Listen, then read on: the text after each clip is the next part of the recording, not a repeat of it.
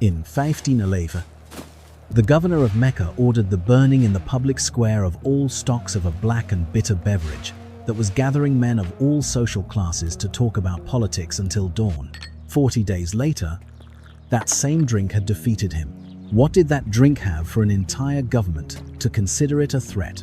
The answer begins much earlier and much farther from Arabia than you imagine. In the mountains of Ethiopia, a shepherd named Kaldi noticed that his goats stopped sleeping after eating the red berries of a wild bush. He tasted the berries. Himself, he felt something that no human had felt before in that way. Total alertness. Euphoria. Instant mental clarity. According to the legend, Kaldi took those berries to a nearby monastery, and a monk, convinced that this was the devil's work, threw them directly into the fire.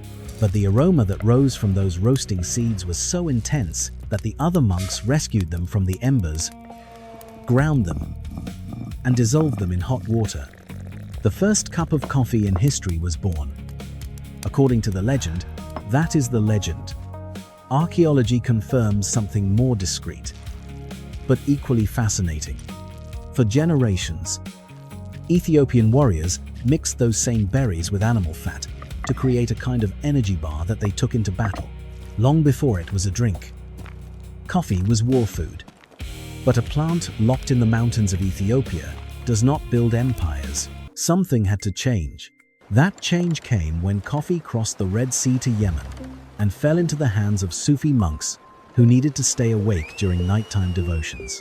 They drank the infusion in circles, chanting for hours, while the roasted aroma filled the prayer halls. In the port of Mocha, in the 15th century, the world's first systematic coffee cultivation was born, and Yemen did something very smart and very cruel at the same time. It banned, under penalty of death, taking a single fertile seed out of the country for almost 200 years. If you wanted coffee, you had to buy it from Yemen. There was no alternative. None. From there, coffee spread through the Ottoman Empire, and the first coffee houses in history opened in Istanbul, spaces where merchants, poets, and ordinary citizens sat together to talk about whatever they wanted without the hierarchies of the rest of society. They called them schools of knowledge. And like every space where people speak freely about power, they started to scare those who ruled. Sultan Murad IV even banned coffee under penalty of death. He disguised himself as a civilian at night to personally execute anyone he found drinking it. The ban did not last. None ever did. When coffee arrived in Rome around 1600, some religious figures directly called it Satan's drink and asked the Pope to ban it. According to the legend, the Pope decided to taste it before condemning it. And what happened next changed an entire continent's relationship with this drink. He was so satisfied that he said it would be a sin to let only the infidels enjoy it. And he blessed it for Christian consumption. That blessing opened the doors of Europe, and no city opened them with more force than London, where by 1700 there were already more than 2,000 coffee houses, each specializing in a different type of clientele. One of them, founded by Edward Lloyd in 1688 and frequented by maritime merchants, would eventually become Lloyd's of London. Today, one of the most important insurance markets on the planet. Another, full of stockbrokers exchanging information between cups, ended up giving rise to the London Stock Exchange. Coffee was not only fueling conversations, it was building, without anyone planning it, the financial institutions that still govern a large part of the global economy today. And there was another European city that received coffee in an even stranger way, as spoils of war. In 1683, the Ottoman army besieged Vienna for 2 months and finally retreated, defeated, leaving behind hundreds of sacks of a dark bean that the Viennese soldiers could not identify at first. According to local legend, a spy who had lived among the Ottomans recognized the material asked to keep the sacks as part of his reward, and opened the city's first coffee house with them, Vienna, without intending to, would end up becoming one of the most influential coffee capitals in all of Europe. It fell in love with coffee, but still depended on a single source on the entire planet, Yemen, and that is where someone decided to break the monopoly in the boldest way possible. The Dutch managed to smuggle live plants out in 1660, and by 1658, they were already cultivating coffee in Ceylon and Java, breaking almost 2 centuries of absolute Yemeni control. In 1706, a single cutting from that plant reached the Botanical Garden of Amsterdam. From that single plant would descend, almost directly, a large part of the coffee grown throughout Latin America today. But for that to happen, a final link was missing. And that link has a proper name: Gabriel de Clieu. A French naval officer stationed in the Caribbean wanted to take coffee to the French colonies in America. The government denied him permission. He got a plant anyway. In 1723, he set sail for Martinique, with it hidden in a makeshift glass box to protect it from the salt water. A pirate ship tried to board them. A storm almost sank them.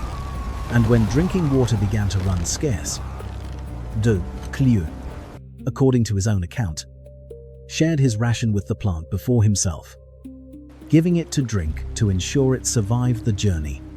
The plant survived. In just 50 years, it had multiplied to 18 million trees. Practically all the Arabica coffee grown today in Latin America genetically descends from that single plant that one man brought across the Atlantic, protecting it with his own thirst. But this story has a side that tales of espionage and adventure prefer not to tell. The coffee plantations in Haiti, then a French colony, came to produce more than half of the coffee consumed in the world by the end of the 17th century. That production depended entirely on enslaved people working under brutal conditions. This decision, turning coffee into the economic engine of a slave colony, seemed small at the time. It was not. In 1791, those people rose up in the only successful large-scale slave revolution in history. Haiti became independent in 1804, but paid a price from which it never fully recovered. And global coffee production, orphaned by its largest producer, shifted to another country that dominates the market today. Brazil received its first plants around 1727, in a story of espionage with its own romantic twist. A Brazilian officer named Francisco de Melo Palheta supposedly obtained hidden seeds in a bouquet of flowers, a gift from the wife of a French governor whom he himself had seduced during an alleged diplomatic mission. True or not, Brazil became the largest coffee producer on the planet, a title it retains today. And that expansion was also built, just like in Haiti, on the backs of enslaved people until 1888, when Brazil abolished slavery as the last country in the Americas to do so. If this story interests you, hit subscribe. Every week, we bring you another one. Meanwhile, in the United States, something was happening that had nothing to do with coffee. However, it explains everything. After the Boston Tea Party in 1773, drinking tea became associated with loyalty to the British Crown. The colonists, looking for a way to express their rebellion through something as everyday as a hot drink, switched en masse to coffee.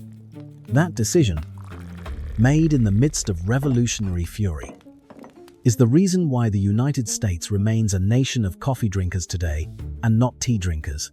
The Industrial Revolution did the rest. Mechanical roasters, vacuum packaging, railways that took the beans from Brazil to Europe in weeks instead of months. And then came a war that needed something that did not even exist yet on a large scale: coffee that could be prepared in seconds. The First World War accelerated the development of instant coffee. And in 1938, Nestlé launched coffee at the direct request of the Brazilian government, which needed an outlet for its huge surpluses. Millions of soldiers returned from the Second World War with the habit of drinking it. For a good part of the 20th century, the coffee drunk in most Western homes was cheap and mass-produced, without much interest in quality. That changed in 1971, when Starbucks was born in Seattle, and with it, what is known today as the second wave of coffee, a movement that turned a functional drink into a cultural experience. Decades later, the third wave would arrive, focusing on the exact origin of each bean and on direct trade with producers, as a response to a problem that the industry had been ignoring for generations. Today, coffee is the second most consumed beverage on the planet after water. More than 2 billion cups every day. Brazil remains, almost 300 years after that plant, hidden in a glass box, the world's largest producer. And yet, most of the farmers who grow it today in Colombia, Ethiopia, or Central America live in poverty, trapped in a system where the price of their work is decided on stock exchanges thousands of kilometers away from their mountains. A goat herder noticed that his animals were not sleeping. That observation crossed a sea, became a spiritual ritual, a political conspiracy, a status symbol, an engine of slavery, a weapon of rebellion, and ended up being the first thing you drink every morning without thinking twice. Coffee was never just coffee. It never was. If this story surprised you, subscribe. Every week we unearth another one. Oh,